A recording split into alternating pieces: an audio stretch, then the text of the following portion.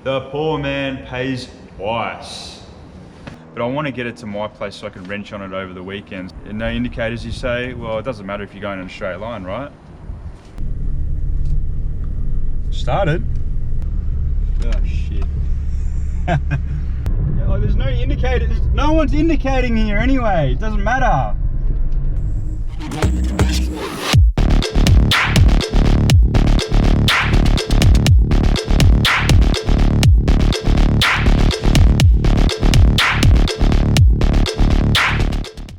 Hey guys, it's John from Oz General Store here with another update. I've been wrenching on this 318 and look, I've been having a bit of fun with it. It's been all right.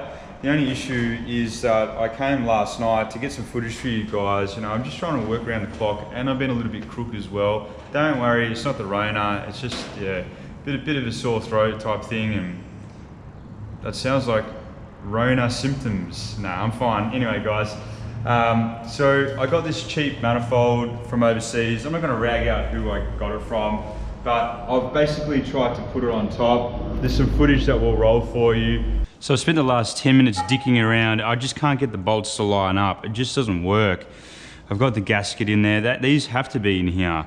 You can't not live without this. I even removed the cork just to see whether it would sit flush, and it just doesn't. I'm not going to complain because, you know, this is an El Cheapo Chinese part, but I guess, you know, this sort of serves as a reminder, like maybe when you're dealing with this sort of stuff, just buy good quality parts. I don't know whether you guys can see that or not. Maybe it might be a little bit too difficult, but it just doesn't line up. Whereas on the other side, it does line up, and I'll be able to tighten that side down, but it's still like off center, you know. So this is something that you shouldn't do. I'm just probably gonna have to get the drill out and just enlarge the hole a little bit so it's facing a little bit further down. If it was facing down on a more pronounced angle, I think you'd probably be able to screw it in. So unfortunately, that's what I'm gonna have to do. You shouldn't be drilling your manifold. You shouldn't be doing anything. You should be just putting it on. So yeah, it's a bit of a lesson for all of us. I just generally have been just buying the cheapest parts, but sort of, yeah, it's a bit of a warning. I honestly don't know how I'm going to drill these parts out because I don't even have space to get my drill in there. I guess I can go the other way, but again, you really don't want to be doing that because that's a machined surface on that side. Anyway, guys, I'll check back in a sec. The bolt holes don't line up, and it's really frustrating. I tried to sort of jam it in a little bit. I almost started to cross thread, you know, the bolt hole, and I really don't want to do that. So anyway, I've contacted the seller to see what's going on, but the poor man pays twice. Anyway, there's quite a few updates. I've been busy wrenching on the XD. A few things happened, and well, don't forget we can't forget about the XE. So let's go for a bit of a wander and see what we've got going on. Whoa, look what we got over here. Got icy blue, and we got the gold XD. So basically with the XD, I've had a bit of a drama with it. I actually had two dramas. The first one being the brake booster actually failed. So I was driving up the road in Dandenong. I was only going about 50 k's, and suddenly I hear this sort of like pop on my brake pedal. It sort of like pops out. So I basically lost all brakes after that. I had to really slam it on. Lucky I wasn't going very fast. Anyway, so it was off the road for probably about 2 weeks while I sourced a new brake booster. I ended up meeting Chris from Nugget Gold Spares. I hope I'm pronouncing it correctly. Sorry, mate. Anyway, I met him at Crown Casino and gave him some cash, and he handed over the brake booster because I didn't feel like going all the way to Romsey, which is the other side of the city. So we met at Crown Casino. He gave me a Safeway bag. I gave him the cash, and the deal was done. So we'll open up the bonnet and I'll show you what we've done. Okay, I also need a new bonnet strut because it does just fall down by itself. But basically, new brake booster, new master. So mate, it shouldn't fail for another 20 years. I'm pretty happy with that. Look, the thing's dirty. I mean, I drive it every day, so I mean, what do you expect? But anyway, so other things that I was tinkering around on the weekend was I put in a new earth. The other one was too short and it was sort of pulling on it, so I just put that in, and it looks a little bit nicer. Yeah, so anyway, so I was tinkering around with a few little parts and just sort of getting everything done, and lately it's been really fumey, and I haven't quite sort of figured out why it's been so fumey in the car. Anyway, what happened was I looked underneath where the fuel lines are, don't know whether you can see that, just over here. And this one here, which I believe is a return, was actually just completely undone. Went to Clark Rubber and I got a new rubber hose, and so basically what I've done is I've put that back on. But in doing that, I had my screwdriver and I just touched that fuel hose there which connects it, and well, you know what happened? It started leaking everywhere. It was just pouring out. Fuel starts pouring out. I'm thinking, oh, I'm in trouble here. This is like a panic type situation. So I poke and prod it some more, and it basically just fuel just starts pissing out everywhere. I get a little bucket and I sort of put it underneath it. My neighbour's actually a mechanic up the road, so what I did, I knocked on his door because I've moved all my parts over here. I've got nothing at home. I don't have any hose clamps or anything. So I knock on his door, say, mate, I got a bit of a drama on my hands. He goes, well, what's going on? I said, oh, I got a fuel leak. By the time he comes back, it's just pissing everywhere. 10 litres of high octane fuel, you know, on the floor, you know, premium 91 or whatever. Anyway, so what we did was we just jimmied it off with a screwdriver and worked quickly, but my hands were just soaked in fuel. There's fuel all over my top. My fingers, I don't know whether you can sort of see my fingers, they're all cracked because fuel was leaking into my fingers, which actually was really painful. Anyway, so we got it done. It only took, you know, 2 guys sitting on the ground trying to jimmy off 20-year-old rubber. Ugh. So that was a shit one. Anyway, so she's back on the road. She's back to daily driving duties, which I'm really, really happy about. And let's have a chat about the XE. All right, we've got the icy blue. I've got it back from the mechanics and he's helped me out with the stuff that was underneath, all the bushes and bits and bobs. There's a few other things that we need to do, like get the indicators working. I think there's a relay that we still need to get. The center console has a huge gap in the middle of it, which we want to fill. We've got a few other bits and bobs that we want to do. There's a few holes in the boot floor from the LPG gas tank. Just little sundry things. I want to clean it up a little bit more, but I want to get it to my place so I can wrench on it over the weekend. So we want to drive it home. And no indicators, you say? Well, it doesn't matter if you're going in a straight line, right? All right, I want to go for a bit of a drive, see where this thing goes and runs and stops and all the rest of it. So I've got a permit. Not to worry, I have a permit. This just says I can do what I want. But before we do that, why don't we just pop the bonnet and just check whether there's all the bits and pieces all connected up and it's not going to fall apart. So let's go do that. So, ooh, yeah. Oh, get out of it. What am I looking at here? Looking at a beautiful 4-litre engine. That's what I'm looking at. All right, let's have a bit of a look. There's dangly wires everywhere. Now I'm worried that the fuel line is cracked in this thing. I'll have a look in a sec. But I need to change the leads. I've changed the spark plugs. That looks secure enough. Yep, there's a, yeah, okay, there's a new relay. Yeah, she looks alright to me.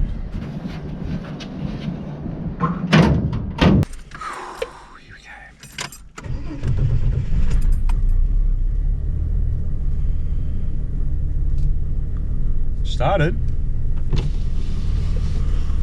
Where'd she go though? Just giving a tiny little bit of gas. On the road again. Oh mate, the brakes feel alright.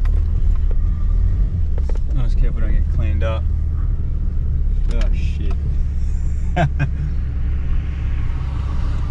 Okay, give it a little bit of a tickle. Slap it a tickle and we're away. Mate, the economy gauge is just going like this, just waving in and out. It's giving me a wave.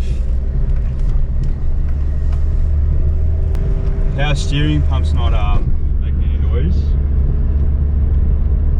Coil springs in the back, whereas the XT's got leaves. It's a bit of a different ride, I can feel it. I can feel it. Turn right. I'm going to turn right. No indicator. Sorry. Sozzy. Soz man. Woo. Mate, feel that power? It actually like runs really nicely, like smooth. At the lights, I bet you'll run like a bag of shit. But right now we're putting around, the temp's cold. Guys, we've done a lot of work to this car though, like, way more work than I care to let on. Some of it I didn't film because I thought it was really boring, but you'll probably tell me that you wanted me you wanted to see me change the thermostat or blah blah blah. If you do, I'll recreate it for you, just for you guys. Go to the servo. Maybe I should put 98 in it. What's the price of 98? I think it's at the back. Alright, let's fill her up. It's all this liquid underneath the car, but I don't know whether it's from my car or somebody else's car, but I just assumed that the XE is alright. Anyway, so there we go. Ooh yeah, I put 95 in it. Mate, you gotta earn 98.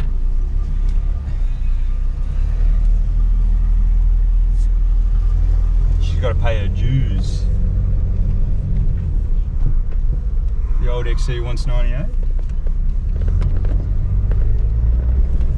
Tell you what, I'll put some 98. If we can make it home without breaking down, I'll put some 98 in it. How about that? I'm not used to having power steering. I just yank the steering wheel and it actually like turns where I want it to go. Oh, it's got a bit of power. Maybe we should drag race the XD and XE. There's a bunch of shit rattling in the back, so it'd pee me off. We're making too many turns for my liking. I just wanted to go straight and straight only.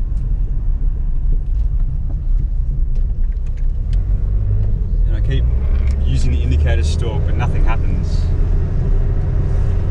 Brakes work. So I don't know whether we've changed to the top gear yet. I don't think we have. I think it's a 3-speed. I'll just creep behind this guy.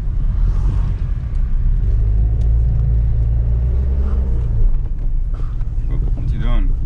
Hey, drivers in Dandenong, I tell you what. Special breed.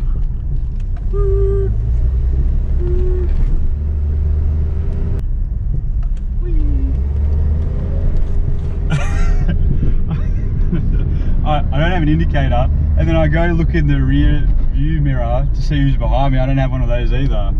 But I do have a left mirror, which the XD doesn't have, because it's a Povo pack, and I've never put one on, because I quite like it and I've gotten used to it. I'm not going to get used to not having a rear view mirror. I am going to put one in. Is this a copper? Yes, she's turning left. Yeah, Belty. Don't look my way.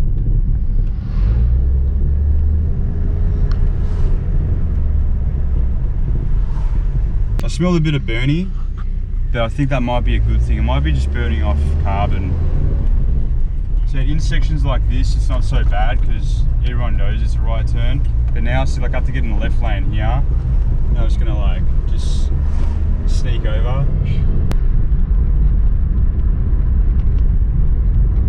It's okay, that person didn't indicate either.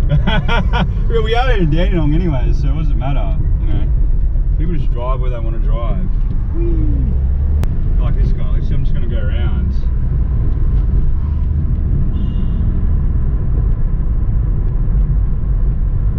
Yeah, like there's no indicator, no one's indicating here anyway, it doesn't matter. I got indicated. Feels good not indicating. I just feel like I just driving and just go where I want to go. However I feel, I don't give a fuck about anybody else on the road. Just get in there. This guy's smoking it up. Alright, sweet. Well, you have to turn right, so I mean, there's no other way to go. But actually, I want to be in the middle lane here, because if I get in the middle lane, I can cruise to my place just straight. It's just down Pretty Highway. We shouldn't have an issue. Temp's still looking pretty good. It still says cold, if that's right or not, I'm not sure. We're in economy, so obviously when I put my foot down, it's gonna go to the left side to power. And when I take my foot off, it's gonna then bounce back. That's why it keeps bouncing back and forth, because I'm sort of feathering the accelerator, because I don't really wanna like push it too hard. I don't know what it's capable of. I just wanna just putt along. Or do I?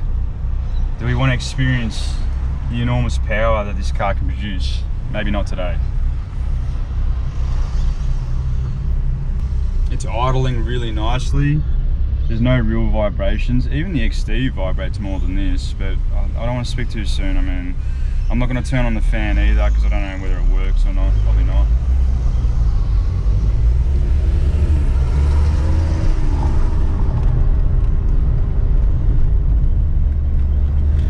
There we go.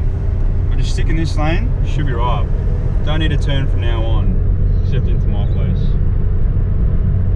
This is the fastest I've gone, I reckon. Getting up to 70.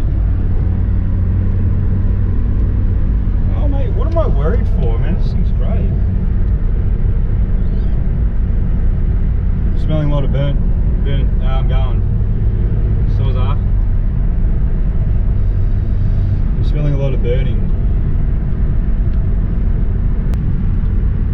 No, we're just cruising.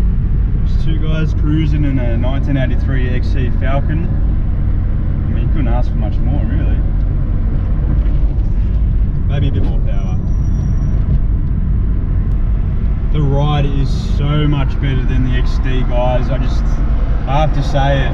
They really did a great job upgrading from a leaf spring to coil. You know, it sits on the road nicely. It doesn't really wander. The bumps, you know, takes the bumps, and yeah, I mean, we'll change the shocks because they'd be really old. You know, it's like basically a modern car. I mean, it's EFI, so it's kind of like on that cusp. It's not a chrome bumper car. It still looks old schoolish, you know. It's becoming more of a classic car, but it's almost got sort of like more modern features these days, you know. This is not a very good example of like a pristine car. Obviously, we're going to fix it up. But I know the mint condition ones, now they start going for a lot of money. The ESP varieties, the gear, you know, they've got nicer features. Yeah, look, honestly, like these cars are appreciating value, but then basically everything is in this market, so, you know. You know, with this car being sort of more of a family car, I guess maybe a lot of them maybe haven't been thrashed, so the motor's still good. But the problem with these cars is a lot of them have been left outside for a long period of time. Unless it's one of the higher luxury models, you can still find these cars out in the countryside. They're dotted around farms and rural properties. And so yeah, basically they're still available, but it's whether or not you can get a rust-free or relatively rust-free condition one.